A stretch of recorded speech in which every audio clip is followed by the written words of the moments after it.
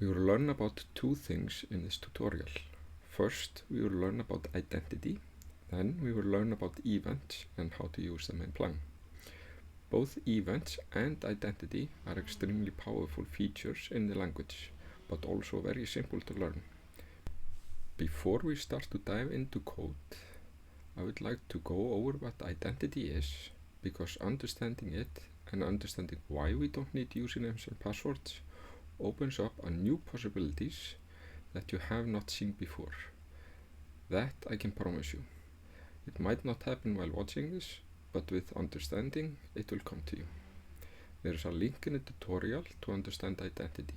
Let's open that up and I will only read the chapter Identity Explained with you. You should dig in deeper. Identity Explained. In the world of web development, when a web service asks you to log in using your email and password, the main reason is to identify you in order to show you your data and not someone else's data.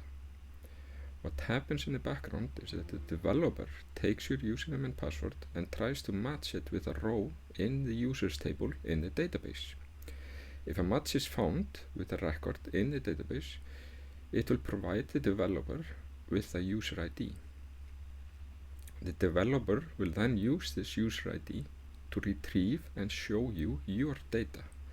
This is how developers determine which data belongs to you and what to display. The user ID is the identity in the system. So as you can see, identity has nothing to do with what your name or email is. It's all about finding your data in the system. In Plang, this user ID is built into the programming language. It's not called user ID, instead it's referred to as identity. Plang creates this identity on your computer, and only your computer can create this specific identity. So when we send it to the server, we can be sure that it's you and nobody else. I encourage you to read more about this in this document, because it will give you deeper understanding of what identity is and possible solutions to your problems. With that over, let's start coding. We start by modifying setup.goal file by adding a column identity to our to-dos table. Save that and do Plang exec setup to build and run. This will add this column to our database. Next, we start to work with events. You need to create an events folder. In there, you create events.goal file. Let's add the code into the file. The event that we are creating is the following.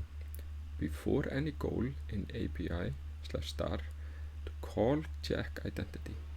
I think this explains itself.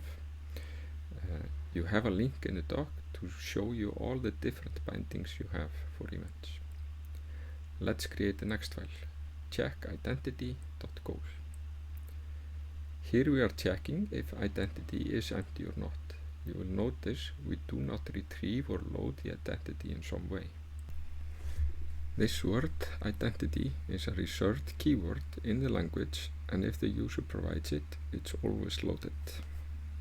If it is not empty, then nothing will happen, but if it is empty, it will call the goal show error, which will print out an error message and therefore end the execution. Next, we need to modify the new task goal file.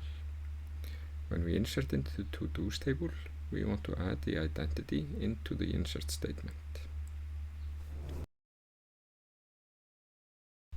And then in the list.goal, we want to select from the table by the identity, because now we only want to show what the user has. Now we can build and run by running Plang exec. Let's now test this.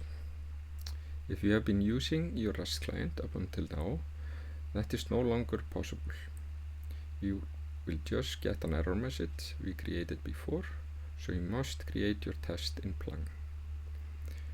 We are going to modify our test new task goal. The only update is the text in the task. We are not adding anything else. We are not telling it to send the identity because all requests are signed by Plang and therefore sending identity. Next, we run Plang exec test/test new task. This should create a new task. Then we want to see that the new task is in our database. So we run Plang exec test list, the same one we created in previous tutorial. And we will get one task where we can see our identity. Those previous tasks that we created are not shown because they do not have an identity. Next, I'm going to show you how to create a window app.